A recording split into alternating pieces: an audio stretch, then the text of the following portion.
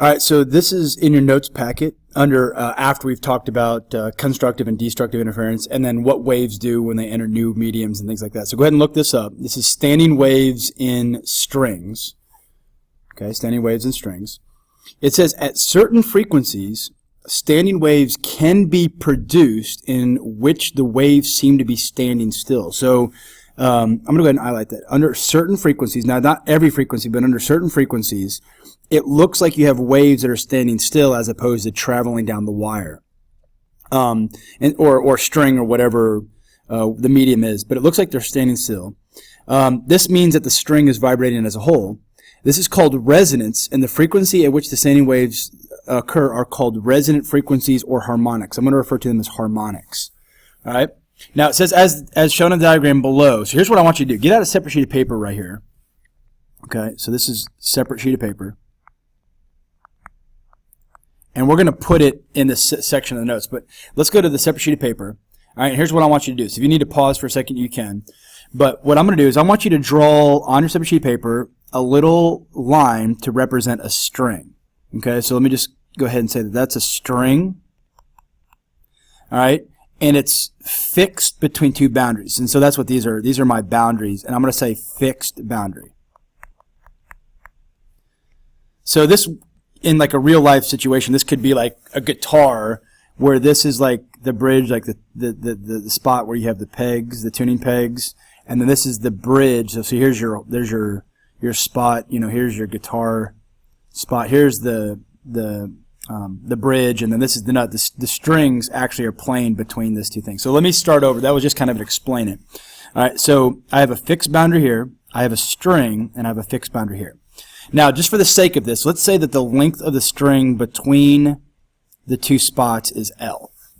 So that's the distance a wave pulse will be able to travel. Okay? Now, if I send periodic waves at just the right rate, we can produce a wave that looks like it's standing still. In other words, we can't tell if it's moving to the right or if it's moving to the left. Okay? If I do it at the lowest possible frequency, so the key idea is the first one, number 1 right here. This is going to be what we call the lowest frequency. So remember, what's causing the disturbance is the lowest frequency. Okay, and remember, frequency means it's a periodic wave. But I'm going to send periodic waves at the lowest possible frequency. Now, the lowest possible frequency, the standing wave, would actually look like this.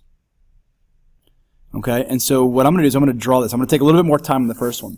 So this string is going to be fixed here and here, can't move, and then you're going to have a spot right in the middle where it looks like the string is oscillating up and down at the highest points. Okay? So basically, the highest it'll ever get away from that spot is amplitude at that spot, and the highest it'll get away from that spot is that spot. Let me show you an example of this really quickly. Okay, so if I send the wave at just the right rate, you'll see it oscillating between, you know, like the highest point there and the highest point there. It's oscillating between those two spots. Here would be a fixed boundary, and here's a fixed boundary. And this is the lowest possible frequency that it has. It's oscillating between those two particular spots. I guess I misjudged that one a little bit.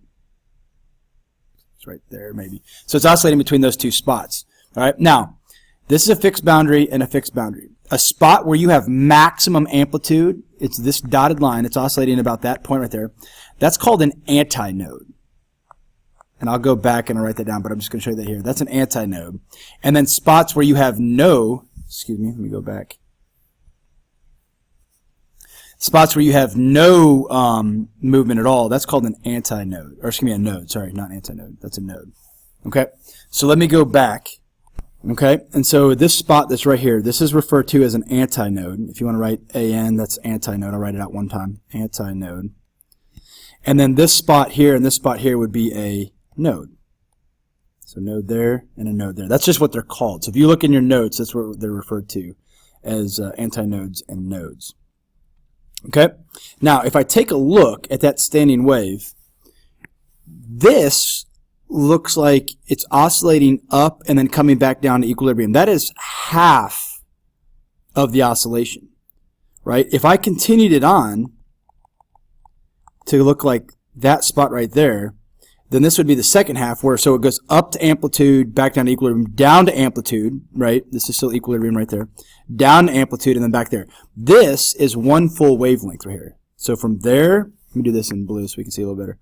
From there all the way to there would be one wavelength for this particular wave. Well, if I look, only half of the wavelength is represented on this length L. So I'm going to write that L equals 1/2 of a wavelength. I want you to write that down. Okay? So this is the lowest frequency has L equals 1/2 of its wavelength on the string. So what does that mean? It means the wavelength is equal to 2L, which makes sense, right? The wavelength is 2 times the length of the string, but it doesn't actually oscillate on 2L. It only oscillates on L. Okay? The lowest frequency has a special name. This is called the first harmonic, or what we call the fundamental frequency.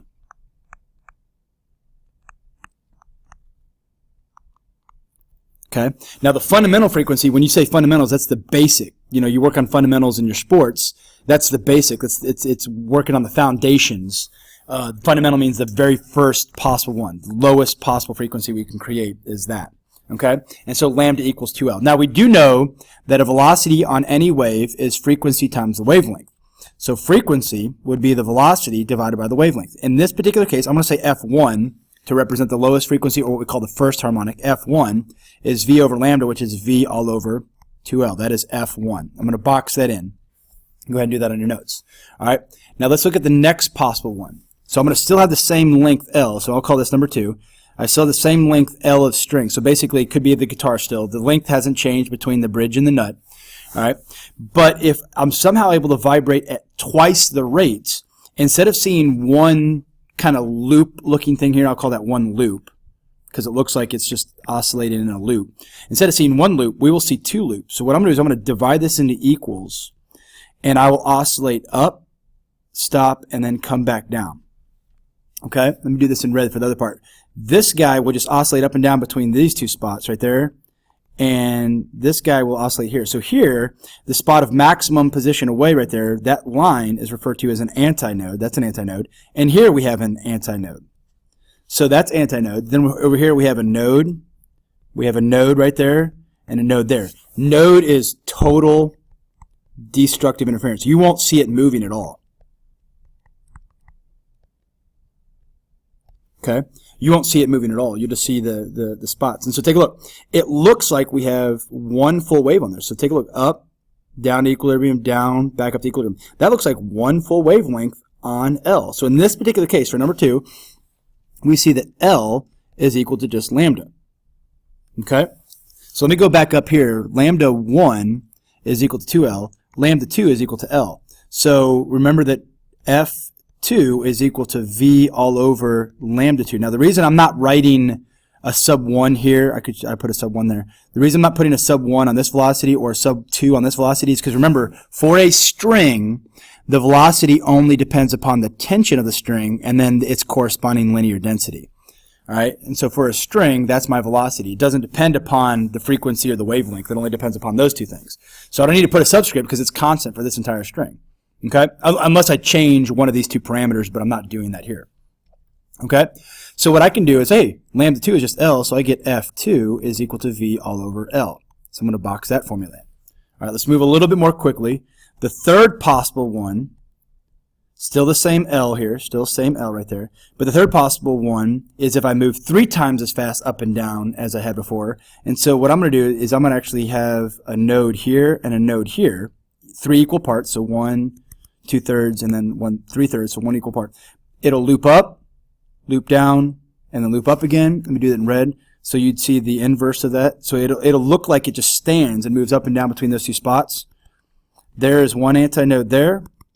There's another antinode there. And there's another antinode there. Then, of course, you have a node, node, node, and node. So we see, up here we see, we said what 1 loop up there. We see 2 loops, 1, 2, so 2. Then we see 3 loops. Okay? Each loop, let me write this down now. Each loop equals 1/2 of a wavelength, right? Does that make sense? So on this particular guy, Let me do this in green. On this particular guy, we see a half a wave there, and then the second half of the wave there. So this right here corresponds to one wavelength from there to there. Okay? That's one wavelength. So in this particular case, we see that 2/3 of L, so let me go back to black, all right? So lambda 3 is equal to 2/3 L. So what does that mean? That means L, actually we'll just leave it as that. So lambda 3 equals 2/3 L because it's only 2/3 of L. Okay, and so what does that mean in terms of the frequency? So F3 would be V all over lambda 3, which equals V. Remember, V depends upon linear density and the tension. Lambda 3 in this case is 2/3 L, which we don't like to divide by fractions. So instead of dividing by 2/3, I can multiply this entire thing by 3/2. And so I get 3V all over 2L, and that is F3. This is what we call the third possible frequency. So let me go back up. This is the second possible frequency, which we call the second harmonic, or second possible frequency. This is also referred to as what we call the first overtone. Over meaning it's the first one over the fundamental frequency.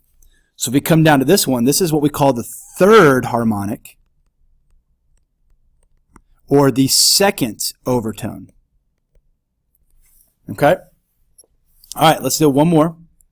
So here we go to 4. You guys should hopefully start to see a pattern here. So the same length L, but the fourth possible one is not going to have 1 loop, it's not going to have 2 loops, it's not going to have 3 loops, it's going to have 4 loops. So it'll look like this. So I'll have 4 antinodes, and I'm going to have several nodes. I have 4 loops here. Okay?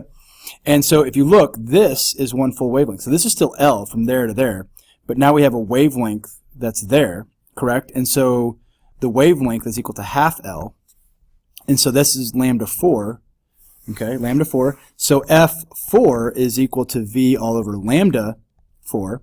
And I get V all over 1/2 L, which is the same thing as 2V all over L. And so this is F4. All right, now here's what's kind of cool. You guys hopefully will see a trend. So what I'm going to do is, if I go back up, you see how I have a 2L right there? I'm going to make this a 2L, and then if I make that a 2L, that has to be 2V over 2L. Okay, so F1, 1V over 2L. F2, 2V over 2L. F3, 3V all over 2L. And then F4, well, if I multiply this by 2, that becomes 4 all over 2, and so I get F4 is 4V all over 2L. So what I can do is, I want you to write this formula down. I could write that F sub n is equal to NV all over 2L, okay, where n is the number of harmonic. All right, so let's go back. We didn't call this one. F4 would be what we call the fourth harmonic, or the third overtone, because it's the third one over the fundamental frequency. All right, so n refers to the number of harmonics. So what this is this is the frequency of standing waves on a string. Sorry about that.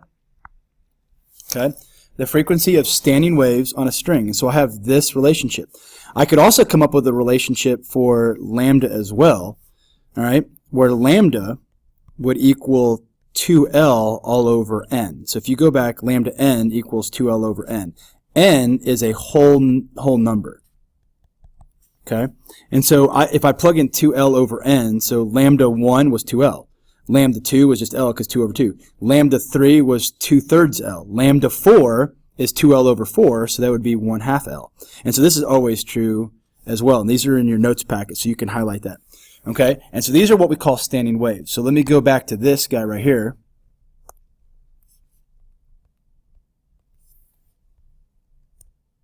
Oops, sorry about this. Come on. And so this is the first harmonic, or what we call the fundamental frequency. This is the second harmonic, or what we call the second overtone, and this is the third the first overtone. First overtone. and this is the third harmonic. And see how you have an antinode, antinode, antinode. So it oscillates up and down. And these are the different types of standing waves you can produce. All right, I'm almost running out of time, but the last thing is make sure you guys read this. Standing wave is a superposition of two periodic waves having identical frequencies and amplitudes traveling in opposite directions. So make sure you guys read through the rest of that.